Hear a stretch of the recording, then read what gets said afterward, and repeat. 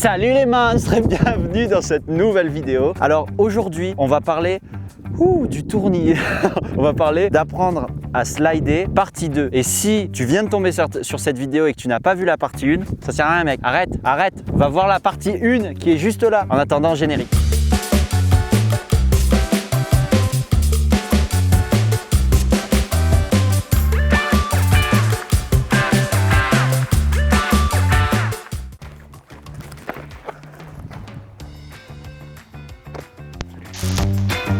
Je ne comprends pas cette action, ce qui vient de se passer. Si tu es là, tu as vu la partie 1 comme je t'ai dit avant. Tu sais slider sur une box, hein, tu sais maintenant. Tu es un man. Donc écoute-moi le man. Là, on refait un petit point, allez, sur slider une barre de slide.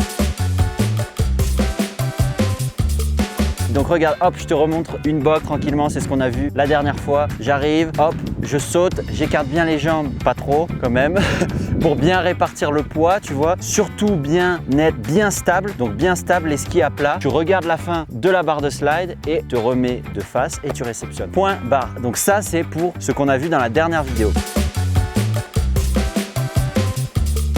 Maintenant, je vais t'apprendre un peu une petite variante. Donc, c'est faire la même chose. Donc, slider sur le côté, mais sortir en switch. Switch, c'est quoi? Donc, sortir en arrière. Et en fait, naturellement, le corps, vu que toi, tu vas slider d'un côté ou de l'autre, quand tu vas te mettre sur le côté, le corps, il a tendance à continuer avec l'inertie dans la direction du sens où tu slides. Donc, au final, sortir en switch, tu verras que ça va venir hyper naturellement si tu te laisses aller et si tu l'acceptes. Il faut l'accepter. Par contre, c'est mieux s'ils savent rider en switch. T'inquiète, non, en vrai, c'est mieux de savoir rider en switch. Donc, hop, là tu arrives tranquillement. Donc là tu vois, j'arrive bien fléchi comme d'habitude, comme dans la vidéo précédente. Je saute sur le côté, je me mets donc en 90 avec l'épaule bien engagée en avant. Je regarde bien la fin de la réception. J'ai les pieds bien écartés, les skis bien à plat pour bien être stable. Et là je me laisse glisser tranquillement et je force pas pour revenir face à la pente. Et à la fin, hop, je fais un mini saut et je tombe en arrière, tu vois, comme ça, en switch. Et on amortit bien à la réception, comme dit Clément.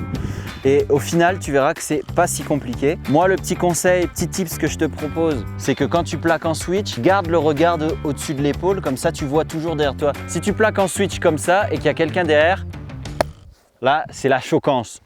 Là, il faut une image d'un truc qui choque, je sais pas, une voiture, un truc choquance. Donc, Pas plus stylé de ne pas regarder en vrai, au niveau du style? ben non, en fait, ça dépend. Et tu verras ça dans une vidéo style. Tu as aussi Ça s'appelle switch out, non? switch out, ouais. Si tu vas voir In, le style. voilà, si tu vas avoir le style, in c'est l'entrée, out c'est la sortie. Donc là tu fais rien in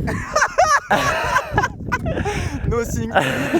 et rien out. Sauf que si tu fais du switch, tu fais un truc switch out. Tu peux dire un mot, tu vois. En vrai, tu te la pètes de ouf. Bon, c'est pas énorme, mais tu peux commencer à te la péter. Ouais, tu peux faire mec, moi je fais switch out. On dirait que je suis constipé. Après, donc tu peux faire la boxe aussi, au lieu de faire switch out, tu peux toujours sortir de face, comme je t'ai dit, mais en sautant, parce que la dernière fois, hop, tu fais un peu le mort, tu te laisses tomber. Là, tu peux sauter comme ça et ça donne du rythme et tu peux donner du style, tu vois, genre, hop, tu fais une petite...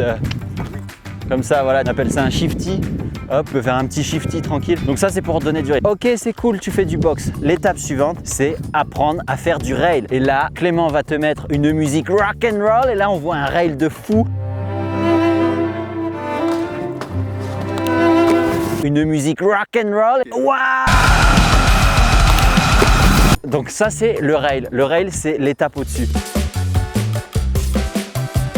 N'oublie pas qu'avant de faire du rail, pense à bien repérer le module. Donc, ausculte bien le rail. Regarde, moi, j'ausculte les modules, hein, souvent. Prenez le temps de bien analyser les différents modules du parc, de bien les sentir, de bien les ausculter. Là, je peux sentir un peu quel type de module c'est. Une fois que vous avez bien repéré votre module, oh là là là là.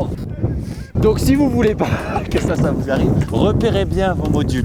Et une fois que c'est bon, vous savez quoi, c'est le moment de vous lancer. Si tu fais du rail, c'est clairement que tu es déjà super à l'aise sur les box. Si tu vas sur un rail et que tu n'es pas à l'aise sur les box, RIP man. Donc pour faire du rail, c'est sensiblement la même chose que pour faire de la boxe. Une fois sur le module, tu gardes bien ton appui, tes pieds écartés et ton regard à la fin du module. La seule différence, c'est l'entrée. Souvent les rails ont des entrées qui sont, le saut est plus bas que le rail. On appelle ça une entrée street. Et donc si c'est une entrée street, il y a un élément clé hyper important à savoir. Regarde sur cette vidéo, je prends le temps, tu vois, de sauter bien droit et de me tourner sur le côté une fois que mes skis sont au-dessus du rail. Si tu fais l'inverse, et ben en fait ton nose, donc l'avant de ton ski, il risque de taper le rail et là, cataclysme.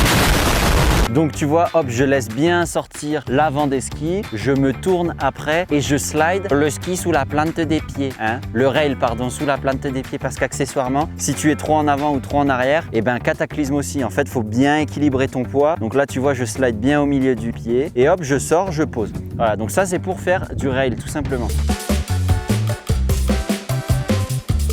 Donc pour ce qui est de la vitesse à prendre pour le module, maintenant tu sais faire de la boxe, tu sais faire un peu du rail, etc. Tu arrives à percevoir la vitesse nécessaire à chaque module, mais il y a un indice qui est quand même très révélateur, c'est de regarder là où toutes les personnes s'arrêtent avant de faire le module. Des fois il y a même un tas de neige tellement les gens ils s'arrêtent. Donc tu te dis un peu que en partant de ce tas... Pas con.